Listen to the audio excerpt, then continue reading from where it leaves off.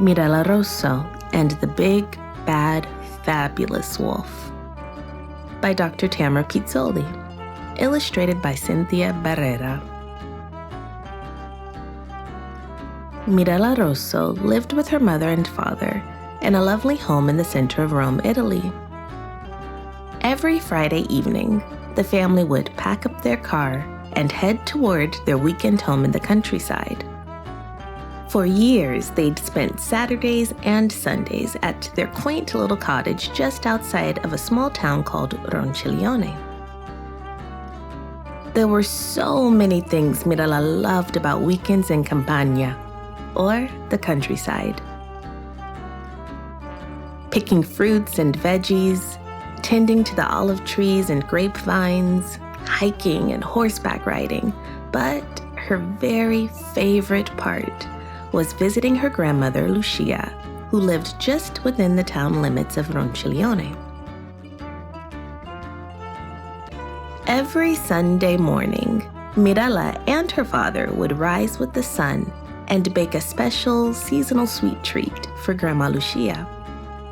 Mirella would take a bundle of goodies nestled nicely in her basket under a linen napkin to her grandmother's home. They'd sit on the front porch drinking a splash of coffee swirled with much more rice milk before heading back to Mirella's family's house, hand in hand. On this particular Sunday morning, Mirella's father packed her wicker basket to the brim with frappe. It was hard for Mirella to resist reaching inside and snagging a powdery, crunchy wafer to snack on during her stroll. Her father snapped her cloak closed, kissed her on both cheeks, and smiled. "Now remember, Mirella," he said. "head straight to Grandma Lucia's. Take the path you always do and don't talk to any strangers. E ricorda, Mirella, vai dritta da nonna Lucia. Prendi la strada che fai sempre e non parlare con nessuno." Mirella nodded and headed out the front door. She knew the path to her grandmother's house like the back of her hand. The walk was short and pleasant. In no time at all, Mirella was approaching the entrance to the town of Ronciglione. As she neared closer, Mirella couldn't help but notice a furry figure propped up along the roadside. "Well, hello there, tesoro," the figure began. "Where are you going this fine Sunday?" It certainly wasn't Mirella's intention to be rude, but the length and the sharpness of the teeth she saw as she walked closer gave her pause. The wolf sensed her hesitation, then smiled wider and introduced herself. "My name is Loretta Cecilia della Disgrazia Lupa, darling. You can call me Signora Lupa." "Lupa, as in wolf?" Mirella asked cautiously. The wolf nodded. "Not because of my facial or body hair, sugar. The name belongs to my family. I'm a direct descendant of the she-wolf that nursed Romulus and Remus, the founders of Rome. Why, I'm practically nobility." Signora Lupa said she had pictures to prove her story was true.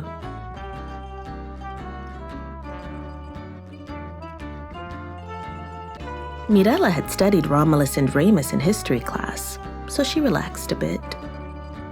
Signora Lupa continued, "Let me guess. You're headed to take that basket of goodies to your grandmother, aren't you?" Mirella nodded. "Well, sweetie, you can't very well enter Ronciglione dressed like that today. It's Carnival, Carnevale. Did you forget?" Signora Lupa pointed a paw toward the countryside. Mirella looked up. Signora Lupa was right. The annual carnival festivities were well underway. Rows of villagers in elaborate costumes lined the hillside paths as far as her eye could see, not so far in the distance. "Now, darling, I'm happy to inform you that today is your lucky day," Signora Lupa said as she stood. "I happen to own a costume shop that's just a stone's throw away. We'll get you all dressed up as a young Cleopatra and then have you off to your grandmother's in style in no time." Mirella paused as Signora Lupa continued. "Oh, honey, I'm truly harmless. I expect I'll receive a thank you note from your mother and your grandmother when all is said and done." Even though her gut told her to make a run for it, Mirella walked with Signora Lupa to the next stop. Mirella was relieved to find Signora Lupa's house was quite fancy indeed, and the two were not alone when they arrived. A spread of delicious delicacies had been prepared, and the pair were greeted by Signora Lupa's friends, who were already dressed for a party she announced she was hosting later that evening. "Now, dear," Signora Lupa started as she turned to Mirella. "Don't delay. Try this costume on while I step on the terrace and make a quick call." Meanwhile, Mirella's grandmother, Lucia, noticed the time. "Oh, Mirella should have been here an hour ago. Where on earth could she be?" she wondered aloud. As another hour passed, Grandma Lucia began to fret. Panicked, she grabbed her purse and cane and hurried to search for her granddaughter. In all the rush, she forgot to lock her front door.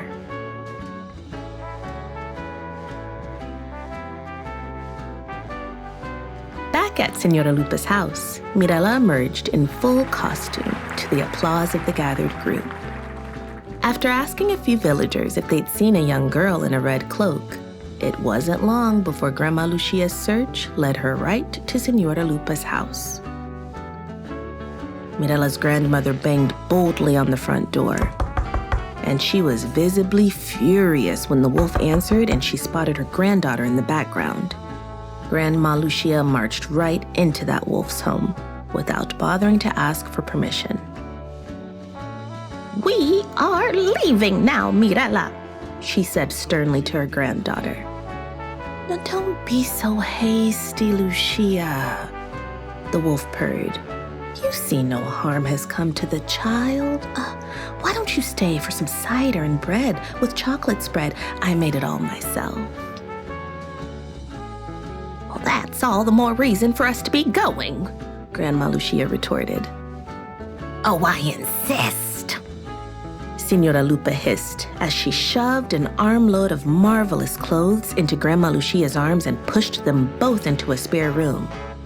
Their eyes widened as the wolf slammed the door shut with them inside. Unbeknownst to the two, a devious plan was already underway. Mirella and her grandmother swung the heavy door open. "We most certainly will not!" Grandma Lucia shouted.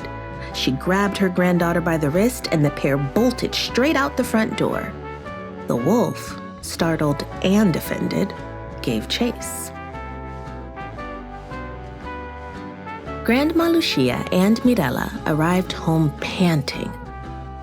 The wolf, who was a bit out of shape and tired quite easily, lagged behind.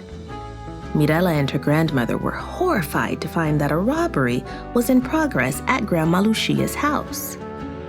Grandma Lucia was fearless and feisty. She wasted no time taking care of business. She grabbed a nearby umbrella and, along with her cane, she whacked each of the thieves with such ease and speed, there was nothing much for the police to do when they showed up, right after Signora Lupa. The police chief had only one question for the robbers. "Who do you all work for?" he asked. Each one, bruised and battered, pointed to Signora Lupa. After trying to convince everyone of her innocence, Signora Lupa was given two choices: to be under arrest or to be banished from the town of Ronciglione forever. Naturally, Signora Lupa chose option 2. She packed her belongings and headed to the place of her great ancestors, Romulus and Remus. She took herself to Rome. Epilogue. No one can say for sure what exactly became of Loretta Cecilia della Disgrazia Lupa. Rumor has it she set up shop in Rome, dealing furs and other atrocities. Others say she still dips in and out of Ronciglione from time to time, howling to anyone who will listen about how she was misunderstood. Whatever you do, if you do happen to see her, mind your path and your business. Be sure to keep your wits about you, because she's full of fur and funny business. Moral of the story: if it walks like a wolf and talks like a wolf and says it's a wolf, it's a wolf. Copyright 2020 by Dr. Tamara Pizzoli.